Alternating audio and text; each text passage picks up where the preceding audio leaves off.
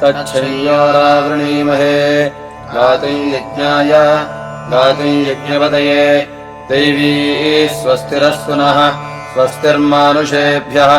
ऊर्ध्वञ्जिगातु भेषजम् शन्नो अस्तुद्विपदे शञ्जतुष्पदे ॐ शान्तिः शान्तिः शान्तिः चित्तिसृग चित्तमाज्यम् वाग्वेदिः आधीतं बलिः वेदो अग्निः विज्ञातमग्निः वाक्पतिर्होता मनोपवक्ता प्राणो हविः सामाध्वर्योः वाचस्पते विधेनामन्न विधेमते नाम विधेस्त्वमस्माकन्नाम वाचस्पतिः सोमम् पिबतु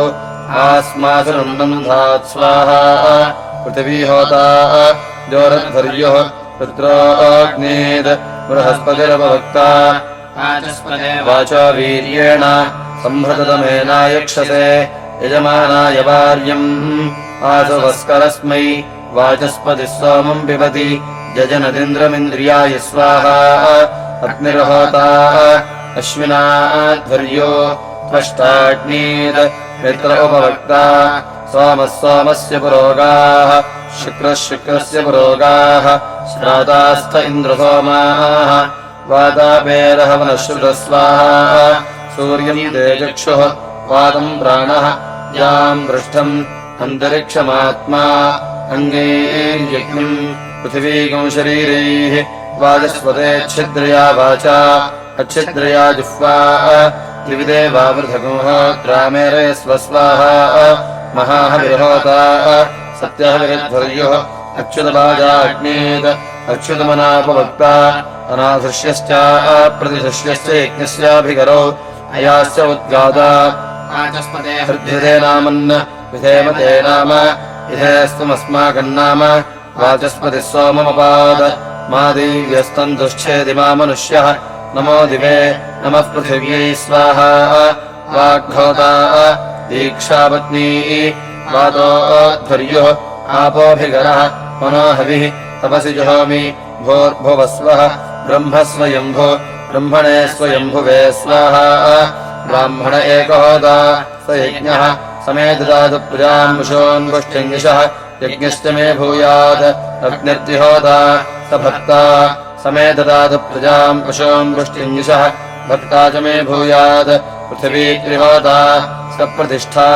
समेददातु प्रजाम् पुषोन्पुष्टिङ्गिषः प्रतिष्ठा च मे भूयात् अन्तरिक्षम् चतुर्होता स विष्ठाः समेददातु प्रजाम् पुषोन्पुष्टिङ्गिषः तिष्ठाश्च मे भूयात् वायुः पञ्चहोता स प्राणः समेददातु प्रजाम् पुषोन्पुष्टिङ्गिषः प्राणश्च मे भूयात् चन्द्रमाः षड्होता स ऋतोन् कल्पयाति समेददातु प्रजाम् पुषोन्पुष्टिङ्गिषः अथवश्च मे कल्पन्ताम् अन्नगो सप्तहोता स प्राणस्य प्राणः समेददातु प्रजाम् पुषोन्पुष्टिङ्गिषः प्राणस्य च मे प्राणो भूयात् जौरष्टहोता सोऽनाधृष्यः समेददातु प्रजाम् पुषोन्पुष्टिङ्गिषः अनाधृष्यश्च भूयासम् आदित्यो नवहोता स तेजस्वी समेददातु प्रजाम् पुषोन्पुष्टिङ्गिषः तेजस्वी च भूयासम् प्रजापतिर्दशहोता स इदगम् सर्वम् समेददातु प्रजाम् पुषोन्पुष्टिङ्गिषः सर्वम् च मे भूयात् अग्निर्दद्भिः सविता स्तोमैः इन्द्रमुक्तामदैः यत्रावरुणा वासिषा अङ्गिरसोऽधिष्ठिरग्निभिः मरुतः सरोहविद्धानाभ्याम् आपः प्रोक्षणीभिः ओषधयो बर्हिषा हरितिर्वेद्या सोमो दीक्षया त्वष्टेऽध्मेन विष्णुर्यज्ञेन वसव आज्येन आदित्या दक्षिणाभिः विश्वे देवा ऊर्जा पूषा स्वगाकारेण बृहस्पतिः पुरोधया प्रजापतिरुत्कीथेन अन्तरिक्षम् पवित्रेण वायुः पात्रैः अहग्रश्रद्धया सेनेन्द्रस्य धेना बृहस्पतेः